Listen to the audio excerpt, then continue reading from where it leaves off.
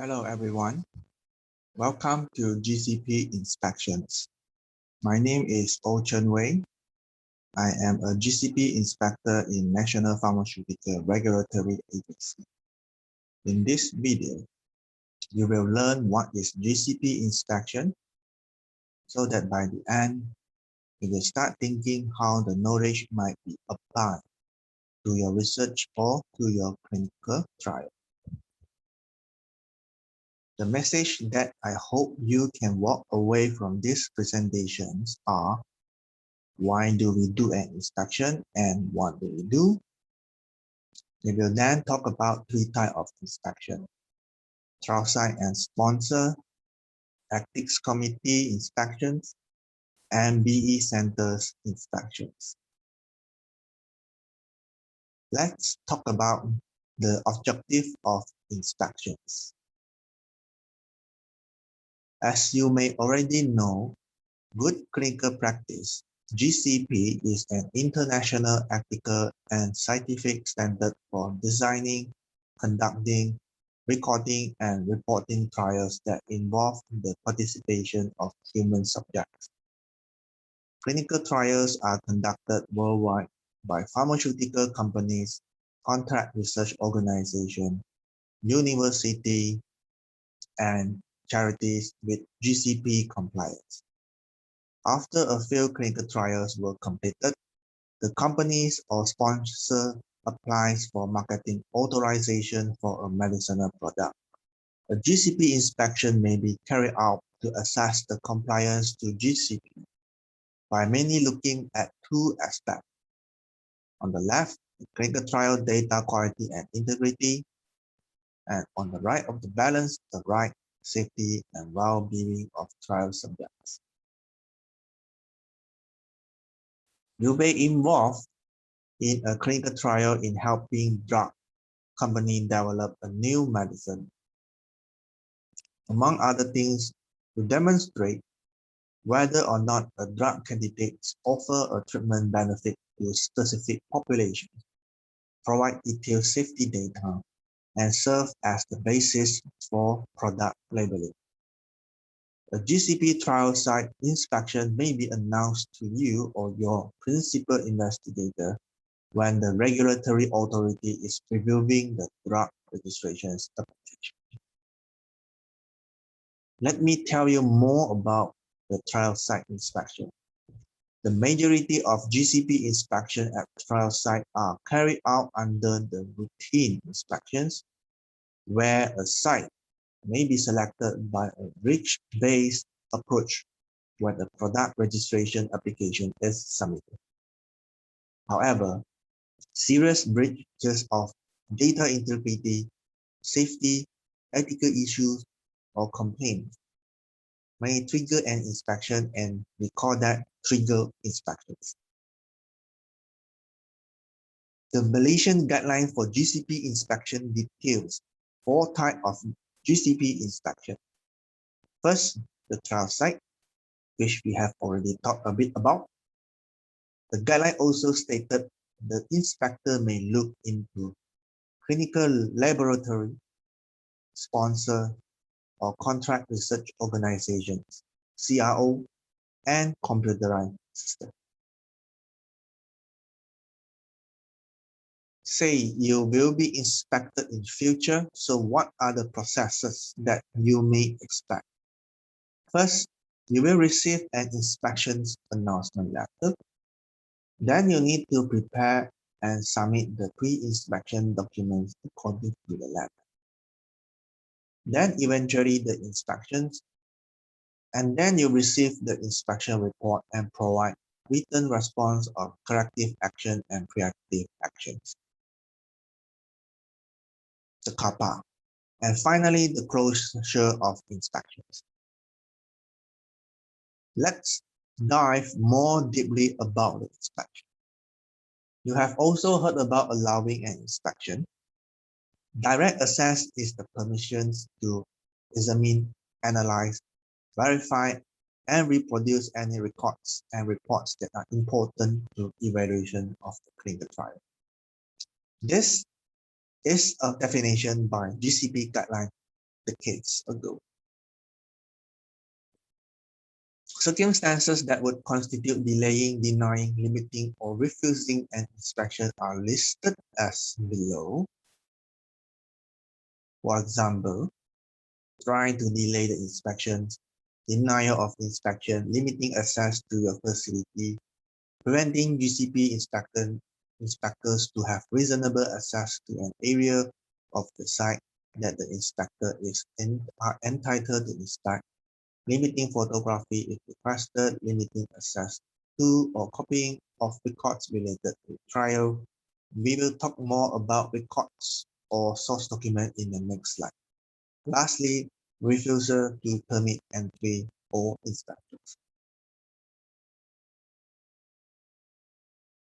The clinical trial records or source documents are important to support the efficacy and safety data in clinical study report that submitted to regulatory agency for determining the benefit risks of the drug before deciding to approve it for public use. The source document should be accurate, legible, contemporaneous, original, attributable, durable, complete, and consistent. To make us easier to remember, the first 5 elements are abbreviated with Alcoa, which is a famous company in the US. So let's see some examples of source documents where source data may be located.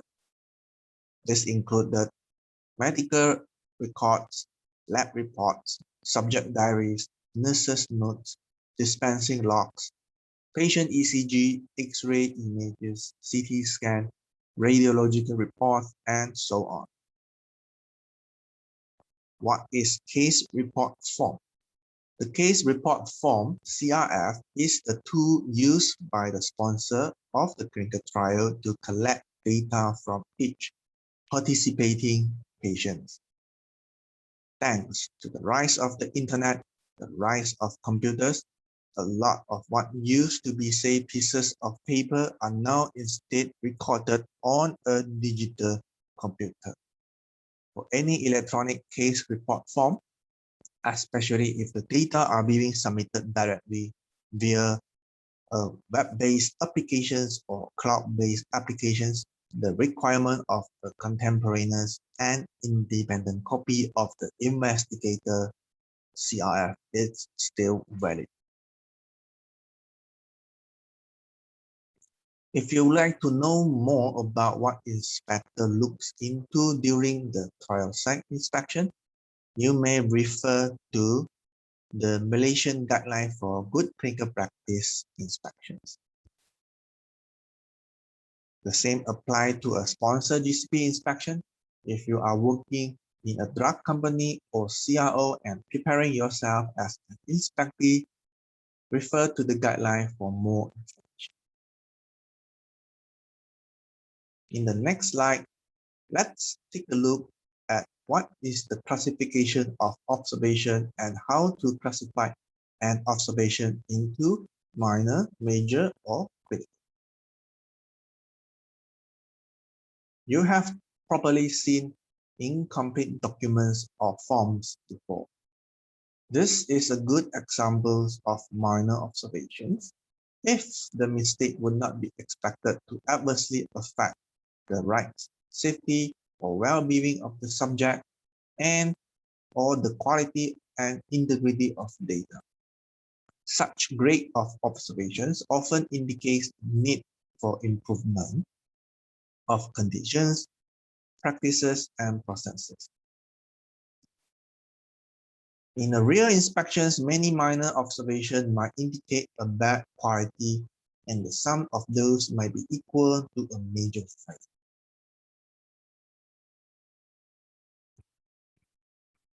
A major observation will be considered when there is a conditions, practices, or processes that might adversely affect the right, safety, or well-being of the subject and or the quality and integrity of data.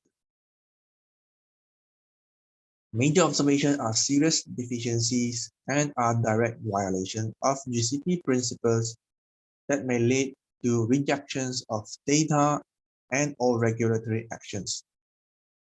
It could be a pattern of deviation across multiple trial sites as well.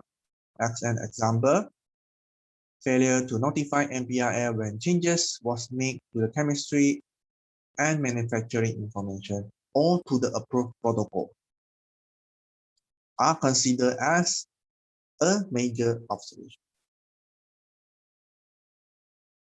Lastly, if an inspector observes strong evidence indicates a condition, practices, or processor that had adversely affect the right safety, well-being of the subject and or quality and integrity of data, it could lead to conclusion of critical observation that are considered totally unacceptable. Again, such incident may result in rejection of data and or regulatory action. Fabricating subject, falsification of study data are some good examples of critical findings. You may totally agree that fraud is not acceptable in research. But what is fraud really? Let's take a look. There are three general types of fraud. The first one is alter data, meaning generating biased data or changing data that is legitimately obtained. The second one is omitting data by not reporting data which has an impact on the study outcome.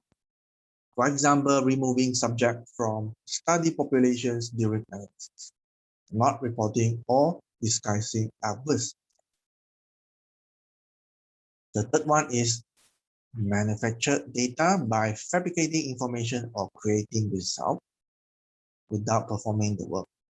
For example, filling in data in the CIF when work is not done, photocopying data and using it for multiple subjects. Creating fictitious subjects is also one of them.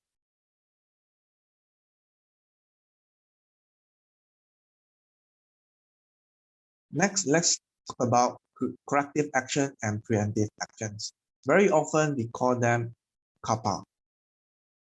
The boundary between these two terms is that the corrective action prevents recurrence, while preemptive action prevents occurrence.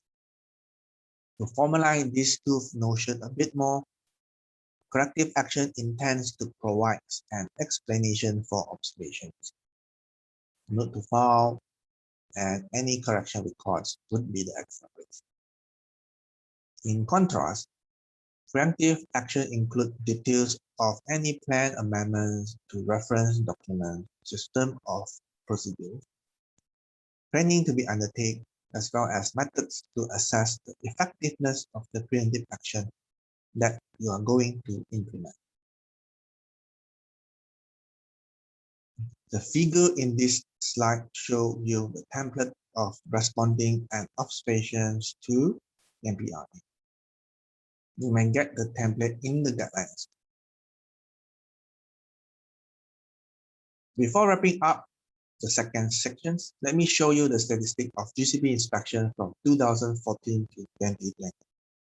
As you can see here, most of the inspection were cross-site inspections.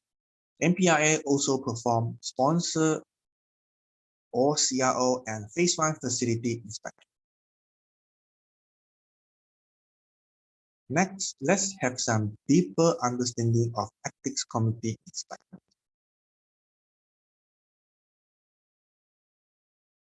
To give you a sense of how ethics committee inspection is started, so back in 2007, a directive is issued under the Control of Drugs and Cosmetic Regulation, Section 29, where it stated ethics committee approving drug-related clinical trial are required to register with Drug Control Authority, the DCA.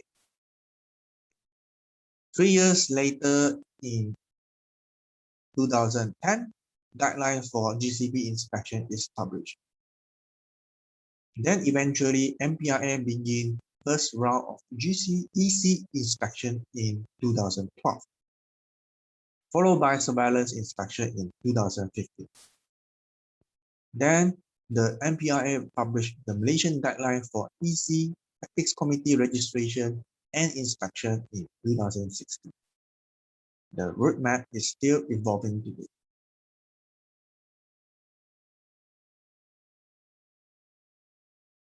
So how does an ethics committee get registered with MPRA? The first step is the registration of ethics committee, then a provision inspections and followed by full inspections. Once the ethics committee is listed with Drug Control Authority, surveillance inspection will be carried out every 3 years. The procedure of EC inspection are similar to any type of inspections. Step 1, announcement of inspection. Step 2, conduct of inspections. Step 3, issuance of inspection report within 30 working days. Step 4, written response of corrective and preventive action. Step 5, the decision's outcome, either listed or retained in the list of ethics committee registered with DC. As of today,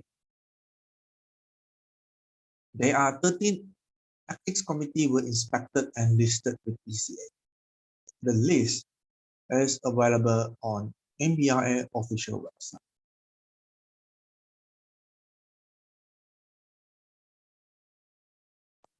Let's go to bioequivalence center inspections.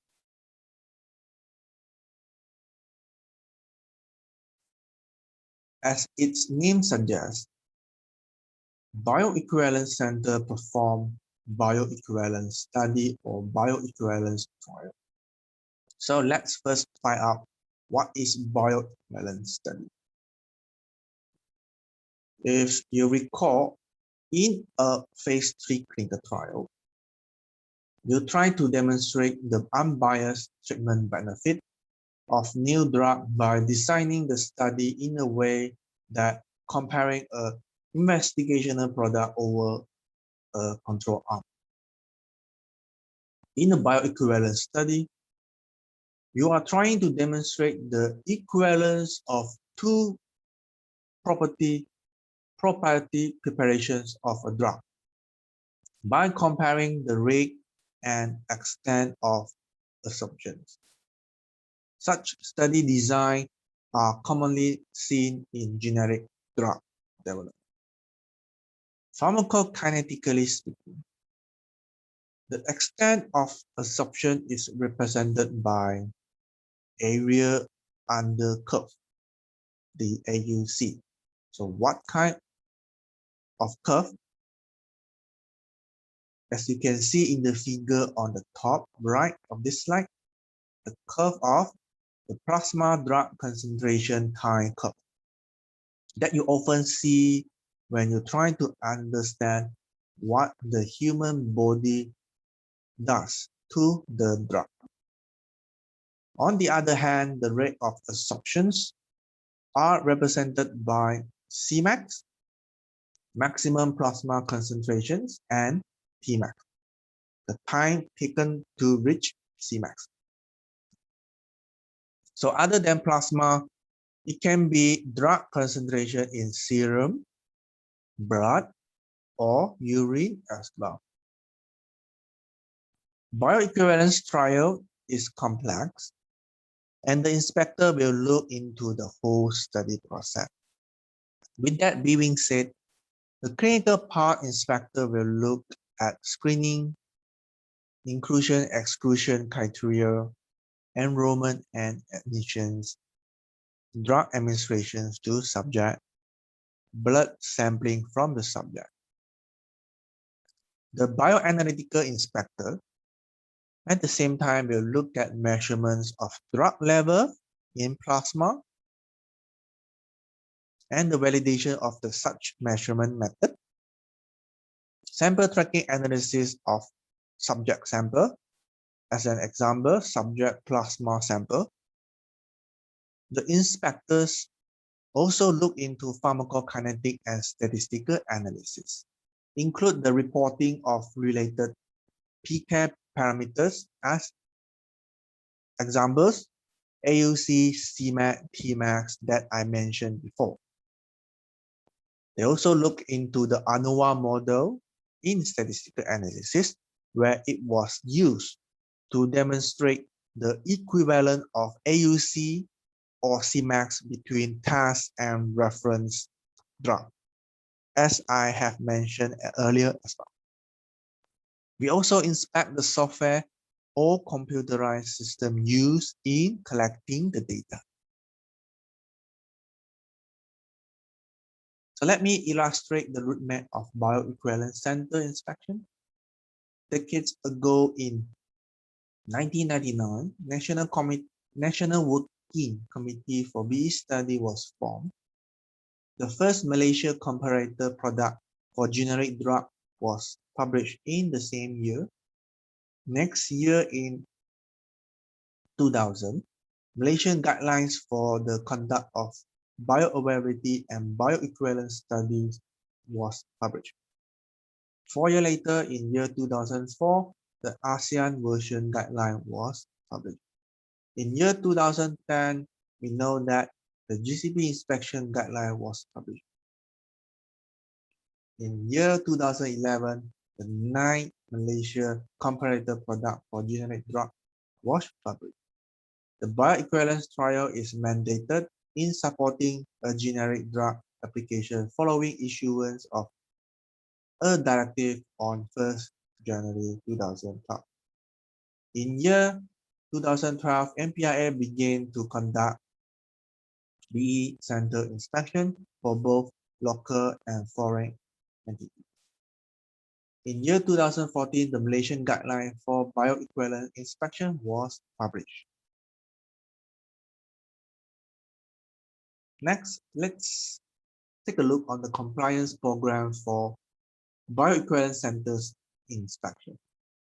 The table shows both local and foreign BE inspection incur a charge, but different rate apply. The charge includes application process fee, inspection fee, and the inspection cost. The duration of inspection are same, where it takes 3 inspectors and 5 working days for both local and foreign BE center inspection. Inspection will be conducted based on multiple local or international guidance documents. The certificate with a validation duration of 3 years will be issued after an inspection is closed.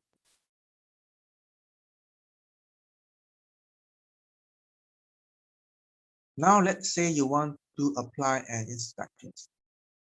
There is a sequence of steps you will follow. For foreign inspection, the first step is submitting application and its processing fee, followed by payment of inspection costs and agreeing the terms and conditions of inspection. Then eventually your application will be discussed in Ministry of Health Trust Fund meeting for administrative clearance. Next, you will receive the announcement letter and you need to submit the pre-inspection document. Later, you are required to make sure the inspection fee is clear before the inspection. After the inspection, a report will be issued and the BE Center are given opportunity to provide written response to any observation made. If the inspection completed with a favorable outcome, the BE Center will be accepted in the MPIA compliance program. With that being said, the BE study conducted at your BE Center will be accepted for review in supporting a drug application. For local inspection, the procedure is similar and relatively simpler than foreign inspections, where step 2 and 3 of foreign inspection is not required.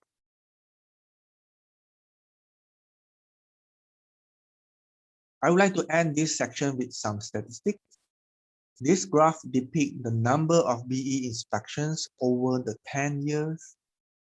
As you may already notice, the number of inspections are in increasing trend over the time.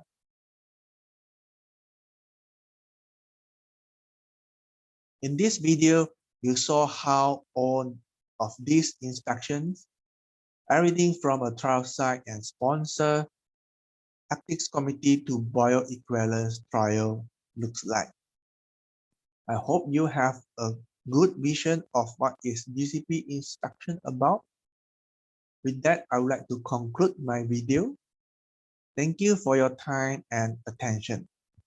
Bye-bye.